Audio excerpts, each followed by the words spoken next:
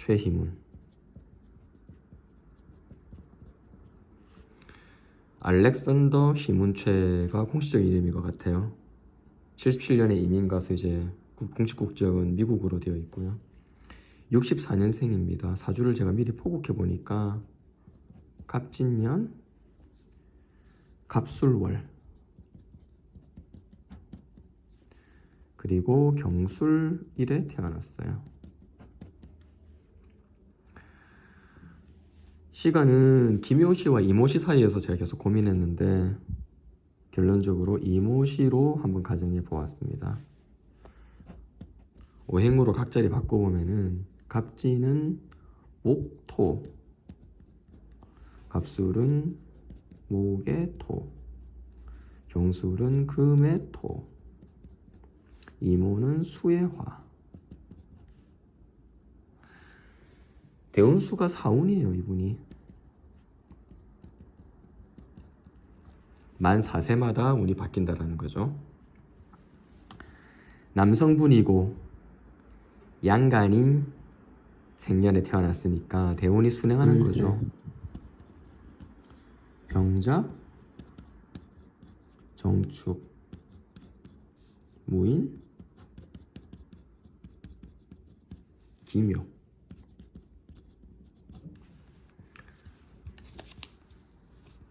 경진,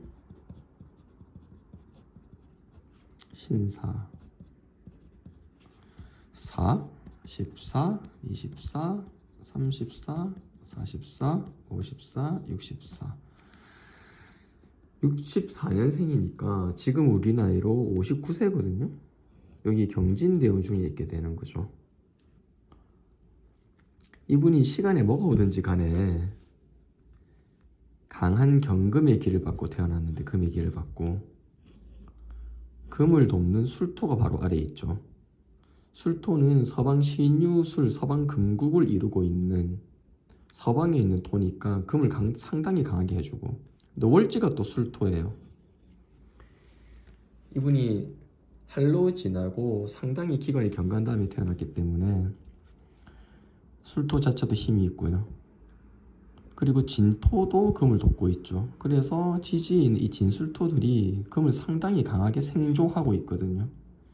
그래서 금이 이렇게 강하니까 바로 옆에 떠 있는 목들이 이 편재 간목이 용신이 되는 거죠. 간목 또한 진토는 목국 중에서 계절에 있으니까 이 진토의 뿌리를 내리고 있는 거죠. 간목도 힘이 있고요. 명리오전인 적천수시결에 보면은 경금대살, 강건위체 이런 말이 있잖아요. 경금은 살기를 띠고 있고 강건하기가 양간 중에 최강이다. 그 뒷부분에 가면 능영갑평 수어을매라 그래서 간목에게는 능이 이기고 하지만 그 동생인 을목을 만나면 쩔쩔맨다 이런 말이 있거든요.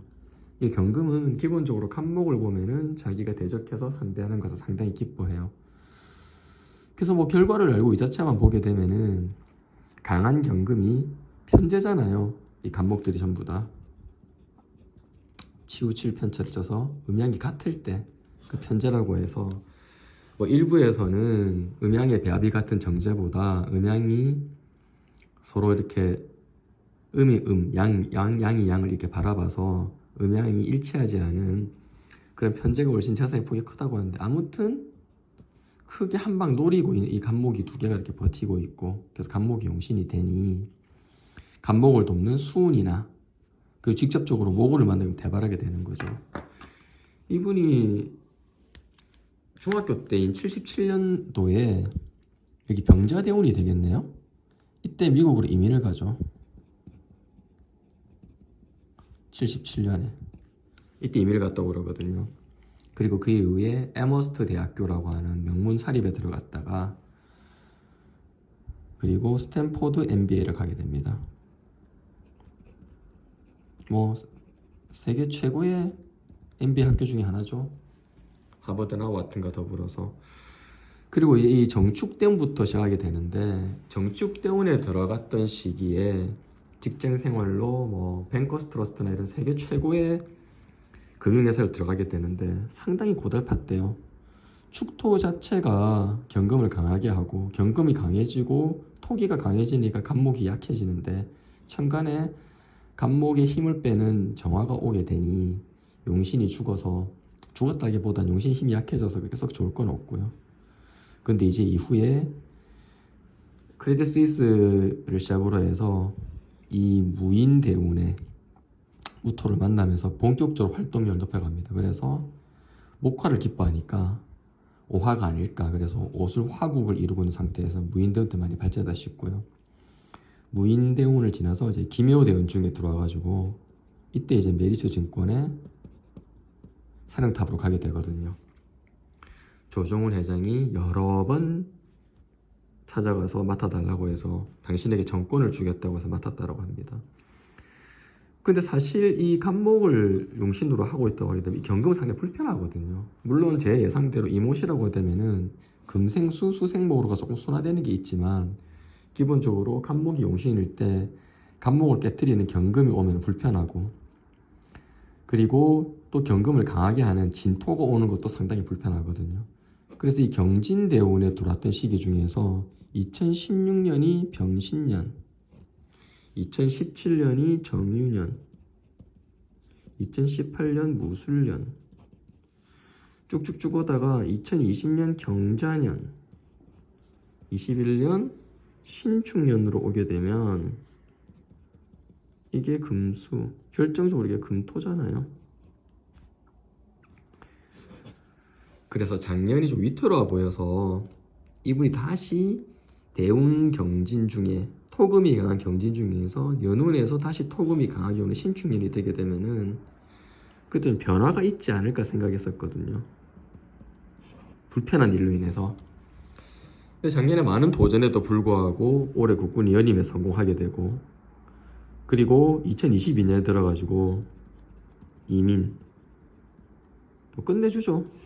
제 예상에 맞던 윤호수 3화 화구 천간의 임수는 또 용신목을 또 강화시키고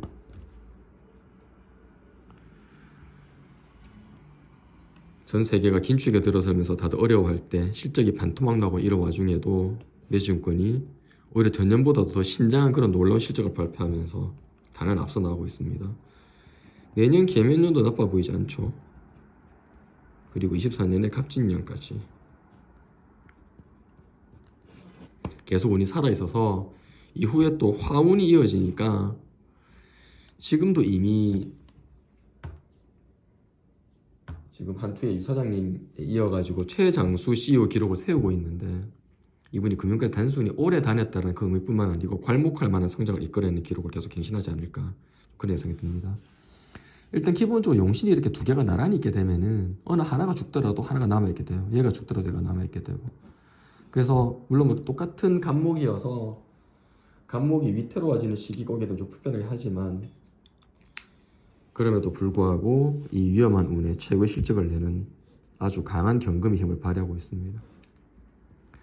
위기에 상당히 강하신 분이고 대운이 불편하지만 이후에도 운이 받쳐주니까 이분의 행보가 어디까지 될지 좀 지켜봐야겠습니다.